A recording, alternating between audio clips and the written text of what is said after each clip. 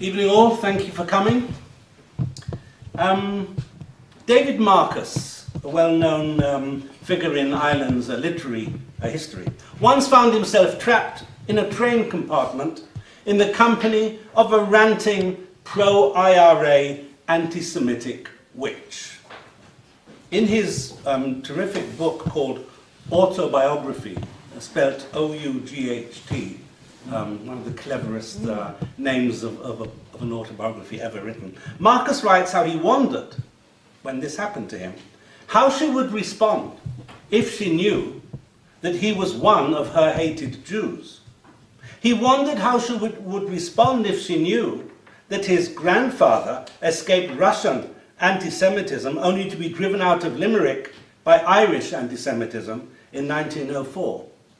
And he wondered how she would respond if she knew that his mother, Fanny Marcus, had in her teens been a member of, and I forgot to do my homework before I started this evening. I was going to ask Mona for pronunciations, and I've forgotten the pronunciation. I don't want to. It's the C-U-M-A-N-N. Cumann. Again? Cumann. Cumann. That's as good as I can do it. She was a member of Cumann, the Irish Republican Women's paramilitary organisation formed in 1914. So this evening, based on research I did last year when I was writing my book called Kaleidoscope, 100 characters who helped shape the Irish Jewish community, most of the people I'll be talking about this evening feature prominently in that book of 100 pen portraits. So we're going to look at some of the members of the Irish Jewish community who were firmly in the Republican camp. Fanny Marcus was born in Limerick in 1893. She was almost 20 years older than her younger brother, Gerald Goldberg, later Lord Mayor of Cork. Those of you who know Cork might know the Goldberg Bridge, named in his honour. Fanny and Gerald were among the 13 children of Louis Goldberg, known as Laban the Red because of his red hair.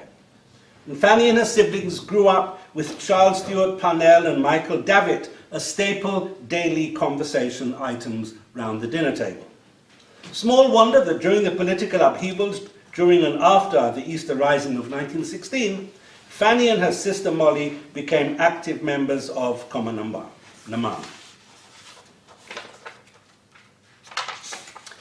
Back in Lithuania, where the family came from, and in fact, those of you who know these things would know that most of the Jews of Ireland who came over in the 1880s came from the same very small area, in fact, almost one village, one shtetl.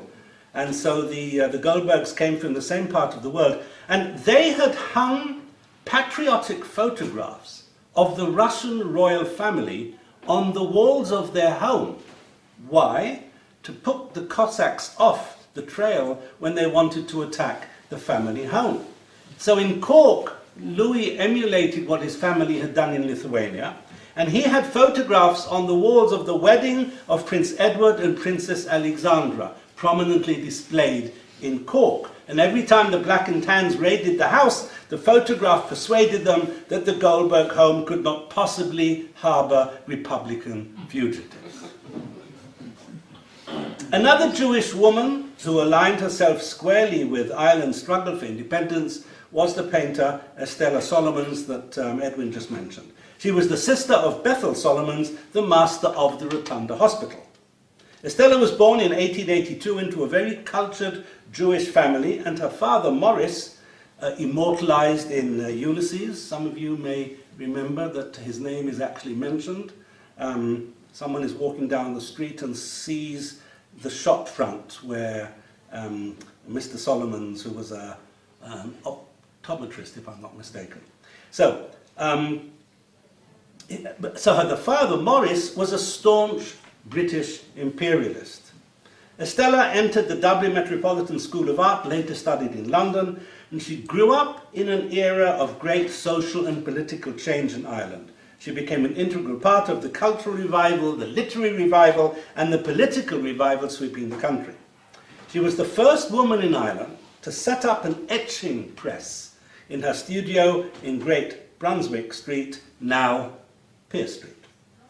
Estella's circle included most of the leading figures of Ireland's burgeoning cultural revolution, and many of the visitors to her studio became her sitters.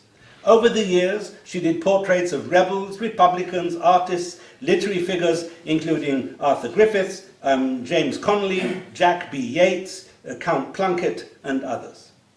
A year after the Easter Rising, Estella, with her Jewish background, and her friend Kathleen Goodfellow, with her Quaker background, caused a stir in their respective communities when they joined the Rathmines branch of Cumann. Estella became well versed in signalling and administering first aid. She distributed arms and ammunition, which she hid under the lettuces she was growing in her parents' garden. There's an unverifiable story that when her younger sister Sophie was visiting from London with her British Army officer husband, Estella stole his uniform and gave it to the Republican movement. Estella was involved with the Prisoners' Dependence Fund, and she asked friends like John Lavery to donate paintings and other items that could be sold to raise money for the fund. And her studio became an ideal place where Republicans on the run could and did hide. Her IRA handler was a milk delivery man, a perfect cover for moving arms around the city and for gathering intelligence information. Estella called her milkman the Butterman. And if the Butterman sounds slightly familiar, it's because he was the husband of the woman later known to posterity as the Butter Woman, one of the paintings that Estella did, which changed hands last month in a Dublin auction house. Estella was unhappy with the treaty, and during the Civil War she again gave shelter to her Republican friends.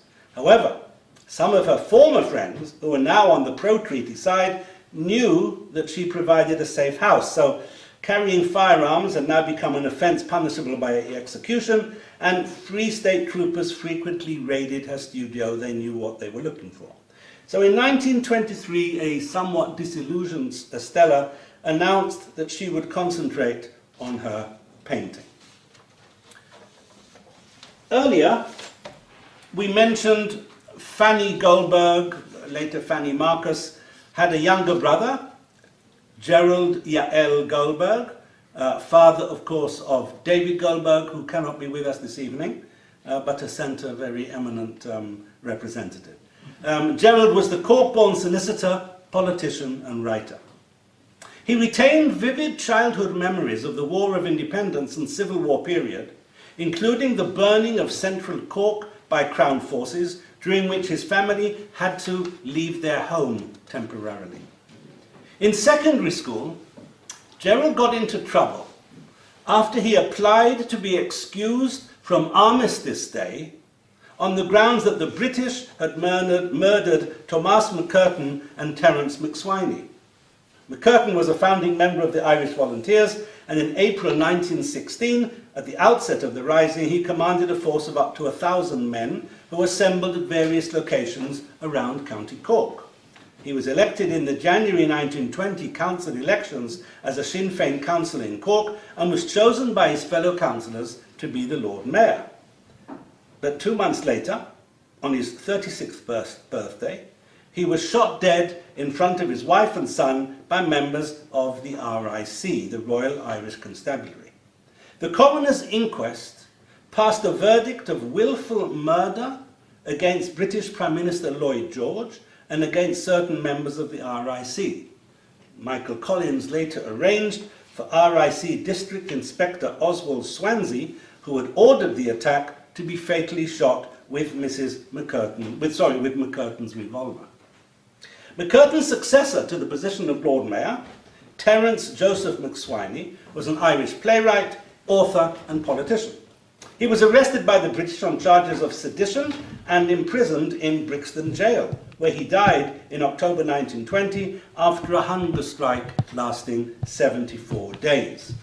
So when Gerald Goldberg, much later, becomes Lord Mayor of Cork, one of the first things he did was to commission portraits of McCurtain and McSwiney for City Hall. Gerald also acquired a long-lasting respect for fellow Corkman Michael Collins after hearing him speak at a public meeting. We started this evening talking about a train journey involving David Marcus, incidentally David Goldberg's cousin.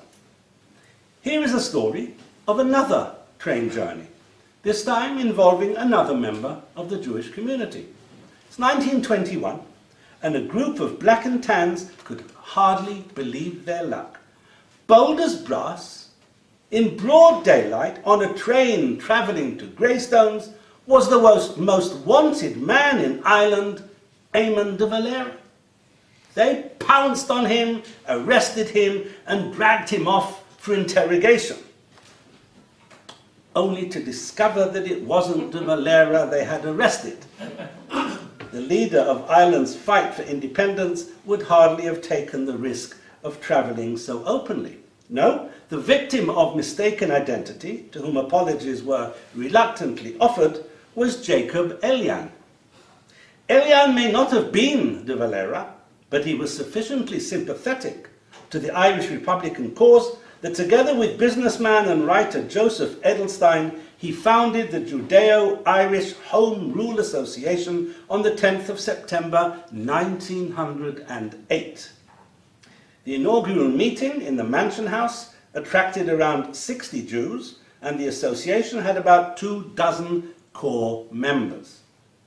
Edelstein told the audience that the purpose of this great meeting of Jews was to resolve to support such measures as will tend to secure for the people of Ireland a full grant of self-government. So this is as early as 1908, well before the Rising.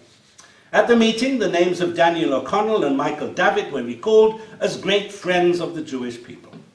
The meeting was also addressed by Arthur Newman, a prominent member of the Jewish community and the man responsible for the construction of the Zion schools, today's Stratford. The meeting was also addressed, three Irish Parliamentary Party MPs, William Field, Timothy Charles Harrington and Stephen Gwynn, were also present. The Judeo-Irish Home Rule Association did not last very long, but it was symptomatic of Jewish sympathy for republicanism. Elian came to the attention of John Redmond, the leader of the Nationalist Irish Parliamentary Party in the House of Commons. The party already had a token Protestant, that was Gwynn, who'd attended the meeting, and now they wanted a token Jew. But Elian turned down Redmond's offer. Elian did, however, remain active in local politics and became the treasurer of the Dublin County Liberal Association. When we think of 1913, in Dublin terms anyway, we think of the widespread lockouts and strikes. Within weeks of the Dublin tram strike that started in August, Dublin was paralysed by the lockout. Thousands were thrown out of work. At Jacob's biscuit factory, the dispute centred on the insistence of the female employees on wearing the Irish Women's Workers' Union badge. By the 8th of September, management had locked out 310 women employees. The strike, which was organised by Labour leader Jim Larkin, showed no sign of ending. And even though both sides were eager to enter negotiations, they couldn't find anyone to be an impartial referee. And so things were at a stalemate. The employers or the unions turned down every name that was proposed. Finally, Larkin turned to Elian and asked him to take on the mediation role at the biscuit factory. The employers consented, and Elian soon hammered out an agreement that both sides could live with, and Dublin got back its biscuits. Among the Jews who openly identified with Irish yearnings to be a free nation was Michael Noyk, who was very close to Arthur Griffith. Now, given what we know about Griffith's anti-Semitic sentiments, for example, at the time of the Dreyfus affair, he wrote, I have in former years often declared that the three evil influences of the century were the pirate, the Freemason, and the Jew. So, given his well-known views, this friendship with Noik may sound surprising. Griffith's response to the 1904 Limerick boycott was equally bigoted. He described the events as simply a boycott against the usurers, even though he knew full well that most of the Jewish victims of the boycott were tradesmen, not moneylenders. Yet, Griffith would appear to have toned down his strident anti-Semitic rhetoric after meeting and befriending Noik in 1910. And Noik remained his personal solicitor until Griffith's death in 1922. Noik was an Orthodox Jew whose parents, Isaac Noik and Esther Chana Ravid, brought him from Lithuania in 1885 when he was 1 year old. Another one of those families that came over in the wave of the early 1880s.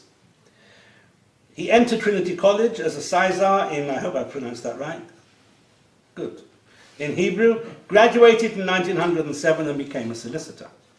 He joined Sinn Féin shortly after the Easter Rising and defended many of the volunteers who were hauled before the courts. He also was very smart in finding that the British didn't always announce who they were going to prosecute where. He had his way of finding out and would turn up in the oddest places around Ireland to defend them. And he also provided access to a number of safe houses. It was Noik who found office accommodation for Sinn Féin through his contacts in the Dublin Jewish community. Michael Collins' biographer said that Noik was the one Dublin solicitor implicitly trusted by Collins. It is well known that Michael Collins roamed around Dublin at will, despite the price on his head. I got some insight into how he managed this from the daughter of a Dublin Jew. I met her when she was quite elderly and she was living in Israel.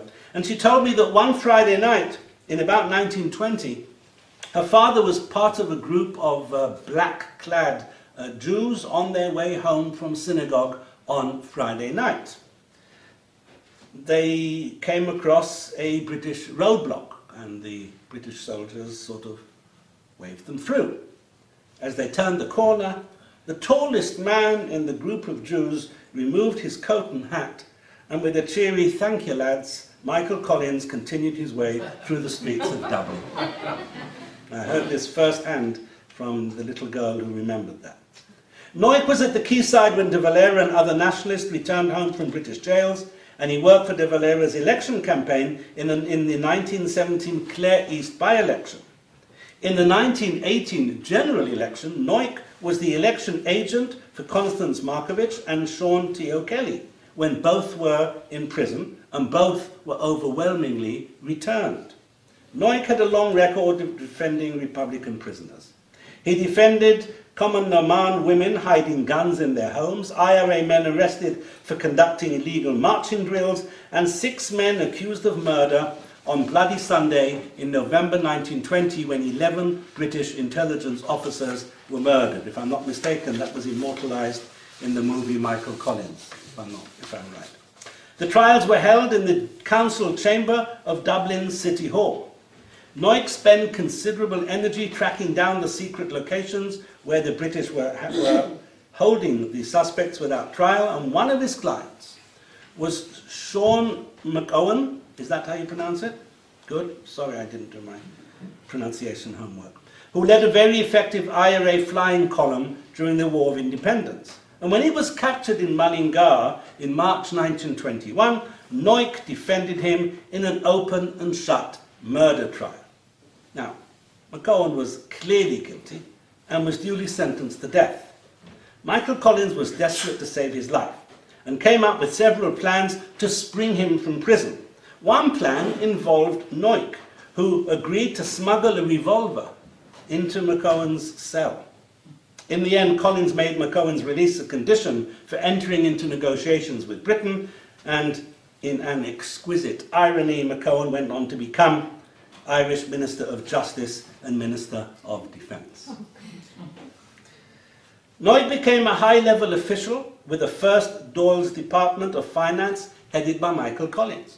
He was responsible for the procurement of offices at 22 Mary Street. He also took rooms at 29 Mary Street on behalf of Dáil Éireann. He even had a special room built into the walls so that in the event of a raid, books and documents could be stored in a hurry. If a raid was suspected, someone would phone Noik and say, "Come over, Michael, they're here again," and he knew what to do. Noik rented one room that had a special hiding place for the Republican movement's gold. Most of the premises that Noik rented were under false names. And Noik may well be the only life counsellor and honorary solicitor of the Dublin Hebrew congregation to receive full military honours from the men of the Dublin Brigade of the IRA at his graveside when he died in London in 1966. An unlikely sympathiser with the Irish Republican cause was Rabbi Isaac Herzog. Some of you would know Rabbi Herzog was the first chief rabbi here. His son, Chaim Herzog, later became president of the State of Israel, and his grandson, Buji, is today the head of the Labour Party opposition in Israel. A very illustrious dynasty. Born in Poland, Rabbi Herzog was brought to Britain at the age of 9 when his father was appointed to a rabbinical position in Leeds. And Rabbi Isaac Herzog's first communal appointment was to Belfast, and it was in Belfast where Chaim Herzog was born. On his trips to Dublin, he met leaders of the Jewish community, and he accepted the job of communal rabbi in Dublin in 1919, and within a few months, the provisional Irish government, even before formal independence from Britain, appointed him as the chief rabbi of Ireland. Chaim, the son, still remembered IRA leaders on the run hiding in the rabbi's family home in Dublin. Rabbi Herzog's reputation as the Sinn Féin rabbi was only enhanced by his mastery of the Irish language. And his son Chaim also spoke fluent Irish, and when he came on a state visit to Ireland, I think in 1985, he shocked audiences around the country by speaking fluently in Irish before he did his main address.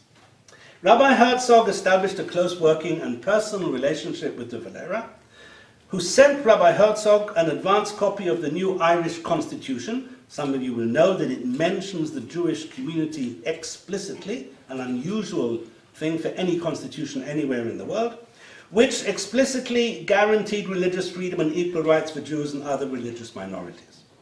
When Rabbi Herzog won the election to the post of Chief Rabbi of Palestine, following the death of Rabbi Abraham Isaac Cook, an Irish Times editorial said that this reflected well upon the Irish nation and its reputation for kindness. Not quite certain what the connection is, but that's what someone wrote. However, Rabbi Herzog's election did not go down too well with the British officials in Palestine, who were suspicious of his Irish Republican sympathies. And in fact, as Chief Rabbi of Palestine, he had constant run-ins with the British authorities. He did not make life easy for them, and I don't think they made life easy for him. In the middle of Ireland's civil war between the pro- and anti-treaty parties, an Irishman brazenly walked into the Irish consular offices in New York and commandeered the premises on behalf of the Irish Republican government. I see someone in the front row nodding, and it's not from sleep. His token occupation did not last long, and he allowed himself to be removed without charge by sympathetic Irish New York policemen. The would-be occupier was Robert Briscoe.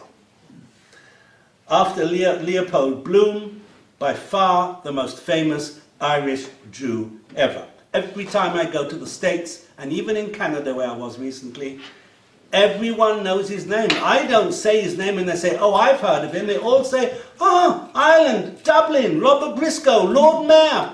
Everyone knows him. Astonishing, just astonishing.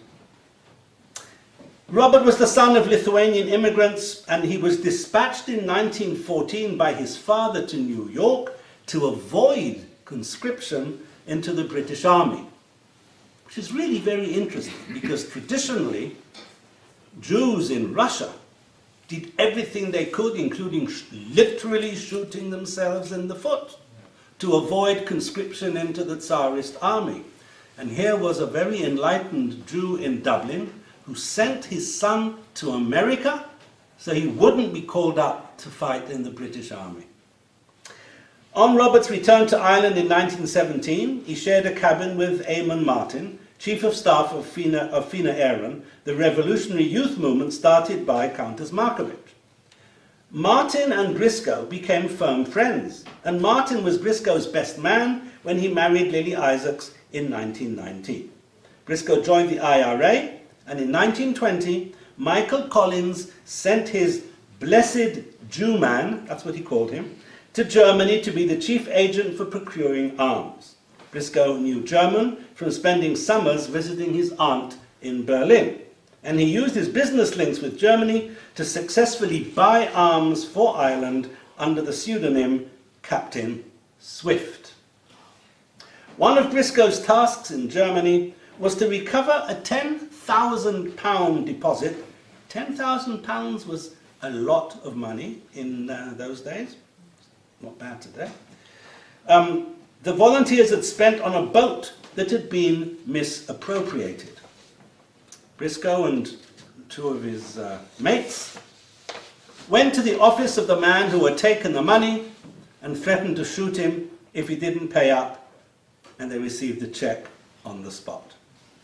Although Briscoe had worked closely with Michael Collins, he sided with De Valera, at whose behest Briscoe spent much of the Civil War travelling between Ireland and Germany on fundraising trips. He returned to Ireland when the Civil War ended. There is a saying, no good deed goes unpunished. We focus this evening on Irish Jews who supported the Republican cause. And I wish I could say that this support was universally reciprocated by Irish Republicans, but I can't, and I will come back to that a little later. Dr. Kevin McCarthy, who spoke here recently on Briscoe, has pointed out that the latest pension records from the Irish Military Archives show that there was resistance to Briscoe's application for a state pension for IRA service in the War of Independence. There were people who said he didn't deserve it. Some fellow Republicans tried to deny his contribution to Ireland's revolutionary struggle. Briscoe wrote, "I am quite aware that many would like to prove I made no contribution to the national cause." Briscoe told the Military Pensions Board to ask the Royal Navy how important he was to the Irish war effort. After all, the British had sent a circular stating that Briscoe was most elusive, his elusiveness being due to the fact that, unlike most Republicans, he has all the appearance of a gentleman. False accusations of profiteering were reinforced by an official investigation by Frank Aiken in 1926 at the behest of Sean Lemass. Briscoe complained bitterly of being subjected to accusations, insinuations, and unfair suggestions made about services given freely, readily, and without hope of reward, and at a very great personal risk. Undaunted by this sniping from his fellow Republicans, Briscoe, of course, went on to become, as we said, the first ever Jewish TD, combining his commitment to the Republican cause with his commitment to his Jewish roots, and he always insisted that his being a Hebrew did not lessen his Irishness.